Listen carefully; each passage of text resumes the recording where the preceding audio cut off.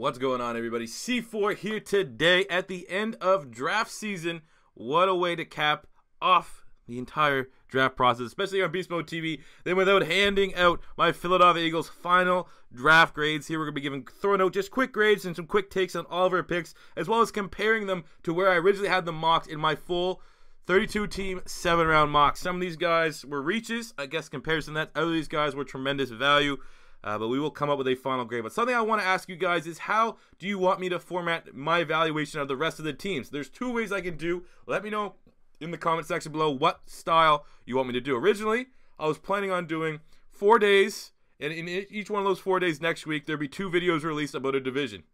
So like one day we'd release like the AFC North and the AFC East. And then the next day would be AFC South, AFC West. You know what I'm saying? On like that. So 2 videos a day. A little bit shorter, higher volume. The other option would be me just doing the entire AFC in one video and the entire NFC in one video. So 2 longer videos, but not so much like, other days I could have different uploads. So let me know, what is your guys' preferred format in that style, because I'm free all day tomorrow and I will be recording that. I would just like to know what format is most popular and most favorable to you guys. So without further ado, let's jump into my full draft grades here for the Philadelphia Eagles. And we're going to start in the first round at pick 14, where I already made a video about this. And it was, from that video, I was able to establish that literally the fan base is pretty split. I'm going to say it seems like it'd be leaning towards they're happy with this pick, but there certainly is enough to say that it's pretty much split, that people were happy and other people were upset with this. And that was selecting defensive end Derek Barnett from Tennessee here in the first round. For me, coming into this team, I think he's probably going to start out as defensive end number 3 on the depth chart. I think Vinny Curry is going to have the starting gig on one side, and obviously Brandon Graham on the other. And I think Derek Barnett is going to get involved in that rotation, along with Chris Long and Marcus Smith. Certainly, I mean, it's a pick for the future. We got Brandon Graham's 29, Vinny Curry's getting up there in age. It's just, personally, looking at the way the draft board went, assuming we brought and talked to Reuben Foster twice, he was off the board from the medical. And then I guess you go for the injury. You don't want to touch Jonathan Allen. I think the only way I could get a high grade here would be trading down. Really looking at the landscape. Surely there was a team that would have liked to move up to 14. We probably could have got a later first round pick and probably recouped maybe a second or a third rounder. That would have been my preferred option, but we stuck with Derek Barnett, so I'm giving that a B-. Originally I gave it a C+, but the more I'm able to sit on the pick, it more makes a little bit of sense for Derek Barnett. So a B- is where I'm staying at, with potential to go up a little bit. In my original mock, I had him going at 19 to the Tampa Bay Buccaneers, so somewhat in the same ballpark of, between 10 and 20. Overall, with Derek Barnett, he's a technician with a high motor, very consistent. He has low bust potential. He was a safe pick, which is why it's kind of uninspiring. You wanted to, it makes sense for this new front office to go with a safe pick, a guy with low bust potential. But there could have been guys that potentially could have bigger impacts for this team. And it just feels like, rather than going for that gamble, we just went with a safe, calculated pick. And that's just a personality thing as a fan, if you like that. Some people really like, oh, let's just go with let's never go above a 5 here. Let's stay nice and even keel in the middle, versus getting a guy that could either be the next J.J. Watt or end up being fucking Marcus Smith or something like that. So I get both sides of the spectrum, and I think B- is where it's going to stand. I think some people are overvaluing this pick. I really find it hard to give him a grade much higher than a B+, A-, or some people like, oh, A++ pick and stuff like that. Personally, if I was really optimistic, I just have him as a B+, because I don't really see him making that big of an impact as a rookie, even though now he's an Eagle, I'm pulling for him. Then in the second round of pick 43, we selected cornerback Sidney Jones from Washington, and we're going to go on the assumption that we did the work, we checked out the medical, and he will be healthy. Probably around between weeks 4 and 6, unless you put him on the PUP. He's going to be a cornerback 1, and I'm going to give that an A, just because I had the same type of injury he had with the Achilles. It is really tough to come back from, and there is a likelihood. Not going to say it's for sure. Definitely am very, very optimistic with this pick, but there's a slight chance that he's not going to be the same athlete he was before this injury. But I'm still giving it an A. If he was healthy and somehow he slipped to us here, that's an A+. And even with the A grade right now, there's certainly room for him to become an A+, because he is the most talented corner by a mile on our roster right now. In my original mock draft, my very, very first one, I had him going to Philadelphia Eagles at number 14. Then when he got hurt, when I did my full 32 team, I had him going in the second round, pick 58 to the Seattle Seahawks. Overall, in the very, very same ballpark here, not bad. If healthy, like I said, he is my cornerback 1 in this entire draft. Whereas Marshawn Lattimore was a much more complete athlete, Sidney Jones was a much more complete corner. Had some of the best tape. Him along with Tease Tabor had the best body of work in college for my money. He's a lockdown corner, a versatile man corner, a scheme fit, and if he can come back and healthy, if he can start right now in week 6, we don't rush him back too early from his injury, this is the steal of the draft. Moving into the 3rd round of pick 99, we selected cornerback RASUL Douglas from West Virginia. I think he's going to enter this depth chart, whereas a guy like Sid Jones could be CB1. I think a guy like RASUL Douglas will be a CB3. I'm giving this pick a B+ in my original mock draft. I had him coming to Philadelphia in the 3rd round at pick 74, the pick obviously that we had before we traded with the Baltimore Ravens. So I'm going to count the Sidney Jones as my 1 correct pick. And now I'm going to say RASUL Douglas, pick number 2, baby. Let's go. With RASUL Douglas, you're getting great size, excellent production last year at West Virginia. Played out on Island, very comfortable starting right away. I don't think he's a project-type player. Really, he had top ball skills. The only really question is speed. He had all those interceptions, but none of those were returned to the house. The lack of he's a limited athlete. Great production, limited athlete, which leaves me a little bit worried because those are the kind of guys that can get away with it in college with their superior technique. But in the NFL, where guys have the technique and the athleticism, there is some cause for concern with how bad he tested. But I really think you can throw out the window. Jim Schwartz is going to find a way to utilize this guy right away, and this is a great pick. I think B+ is fair. I don't want to overrate and overvalue every Eagle pick, but I'm very happy with this as I had him going in my my mock to the Philadelphia Eagles. With our first of 2 4th-round picks at 118, we slided wide receiver MACK Hollins from North Carolina. I think coming on the roster, he's just going to be a guy that's going to compete for a roster spot. Wide receiver 5, wide receiver 6, somewhere around there. I'm giving him a C grade. In my original mock draft, I had him as a priority undrafted free agent.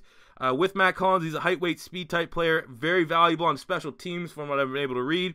Definitely some upside. He's 6'4", 220 pounds. Sounds like this may, kind of spell the end for DGB, especially because I'm pretty sure if we cut DGB, it frees up like $1 million in cap or so. So he's a guy that, it's 4th round. That's where you get your special teamers. That's where you get that kind of value. So there is some hidden value in a pick like this. If this guy can also carve out a role as an offensive player, that is great. You never want to hear, we spent a 4th round pick on a guy that's going to be a forever special teamer. But again, Philadelphia, we value special teams. We have one of the best special teams unit, if not the best special teams unit in the NFL. At this pick, I really wanted Shelton Gibson. He was the guy on Twitter I was clamoring for. And I did find out, though, everyone knows that before the draft, the Eagles front office gave Carson Wentz a list of wide receivers that he should look at. I knew Shelton Gibson was on this. I didn't actually know Mack Hollins was actually on that list. So I'm only giving it a C just because I think that there's a little bit of ways for him to go as a wide receiver in the NFL. But if this means Carson Wentz gave him the okay, we kind of have to trust the judgment of our franchise quarterback. So and don't hate the pick. Don't necessarily like the pick. It's just in the middle. Then with our second 4th-round pick, 132, we selected running back Donnell Pumphrey from San Diego State, who I think will come in and be the running back 3. I'm going to just pick a C+. In my original mock drafts, I gave him to the Denver Broncos in the 5th round, pick 177. So according to that, it's a 1-round reach. But for Donnell Pumphrey, clearly he's coming in with the defined role of being Darren Sproles' replacement. He's an undersized receiving back, I think, in the NFL. But he had really, really good production. He got a lot of carries, like 300 carries at San Diego State. Obviously, to break all the rushing records, he had to have great durability, which is something you don't see in a running back of his size, and he can handle those types of carries. So I don't necessarily know you want to throw him in that box of just being a receiving back, even though that's what it appears to be. I definitely think he's a wildcard pick. It's going to be interesting to see how they plan on using him and getting him on the field as a rookie. But personally, I would like Samaje Perine, who went a couple picks to the Washington Redskins. But, I don't hate the pick. That's why I think C+ is about as fair as we can get. And then we'll be interested to see what he does next year when Darren Sproles retires. In the 5th round pick, 166, we selected wide receiver Shelton Gibson from West Virginia. Very much like Mack Hollins, I think he's going to come in and compete for wide receiver 5-6, maybe even that wide receiver 4 spot. I think he has the potential to bump out Nelson Aguilar. I'm giving this an A. In my mock draft, I had him going in the 5th round to Philadelphia Eagles, pick 155. He was on that list of wide receivers that Carson Wentz must have gave the nice little check mark next to. Had this one. That's pick number 3, everybody. It's incredibly tough to pick players that go to your teams in a mock draft and all said and done. I got 3. I think 3 is pretty goddamn good. With Shelton Gibson, deep threat. He has solid hands and plenty of upside. Obviously didn't test as well at the combine. I think he only ran a 4.5 for a guy that's, allegedly one of the best deep threats in college. Then at his pro day, I think it was a 4.39, but pro day, it's ham timed. you know, there's always a little bit of bias in that. But I really do like the Shelton Gibson pick, and I know if we would have swapped Shelton Gibson with Matt Collins, we got Matt Collins in the 5th and Gibson in the 4th. I might have switched the grades here a little bit, but for at least Matt Collins anyways. But I'm very happy that we're able to land Shelton Gibson, as he was one of the guys I would have liked them to target.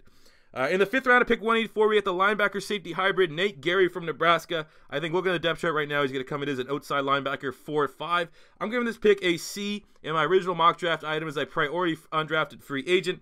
Obviously, he's a linebacker safety tweener. He's probably going to be a hybrid linebacker, kind of like Dayon Buchanan in Arizona. I think, again, kind of like where Donald Pumphrey's a wild card in how are they going to use him next season. I think the same goes for Nate Gerry. I'm very interested to see. I assume he's going to get a lot of work in the preseason, but there's upside. I always really want Philadelphia to take a gamble on one of these hybrid. I think they're called jokers. I don't know what the actual correct term for these like weird hybrid safety linebacker types are. I think it's joker. But I always kind of want Philadelphia to dabble in that territory. We kind of had a fringe play like that in Michael Kendricks. Let's be honest, Michael Kendricks undersized. I wouldn't been if I was super high. I'd be like, let's put Michael Kendricks at safety, see what he can do there. So I think a guy like Nate Gerry, maybe it does spell the end of Michael Kendricks. Obviously, we have to free up some cap space somewhere. But he's gonna be a guy definitely I'm gonna be keen on. Him and Joe Walker are our 2 linebackers. I cannot wait to see what they do in preseason and read about them in camp and how they're progressing. But I only can give it a C right now because he doesn't really have a defined role as a established linebacker. And then in the 6th round, pick 214, we selected defensive tackle Elijah Qualls from Washington. I think he's going to come in and be defensive tackle for all day long. I give this pick a B+. In my mock draft, I had him going in the 4th round at 126 to the Denver Broncos. So tremendous value here. I think this pick, obviously, he's a monster against the run, was a member of a very good Washington Huskies defense last year. I do believe that this pick happened just because of Bo Allen's injury. I think when you look at a guy like Qualls, he's an eater of space and a run stopper, but we don't really have that with Bo Allen. He's missed 4 or 5 games, kind of on the same, I think, recovery trajectory as Sidney Jones. So we don't really have a legit run defender. I think, obviously, Jernigan can grade out fairly well against the run, and Fletcher Cox is a superstar. But on clear running downs, I don't think, that's when you want to give those guys a rest. I think a guy like Qualls can certainly come in and give us some productive minutes in clear running situations. And I believe he will easily make the final roster, which isn't always a guarantee for these 6th-round picks. So I was very happy with this. B+. And then finally, looking at some undrafted free agencies. The 3 notable ones. One, we got Greg Ward, who was fairly talented at the University of Houston. I don't really know what's going on there. I'd say he'll probably land on a practice squad spot. We got running back Corey Clement from Nebraska, who in my original mock draft, I had him going in the 7th round to pick 243 to Houston. There is some upside there. I think I don't think he's an explosive enough athlete to be a starting running back here in the NFL.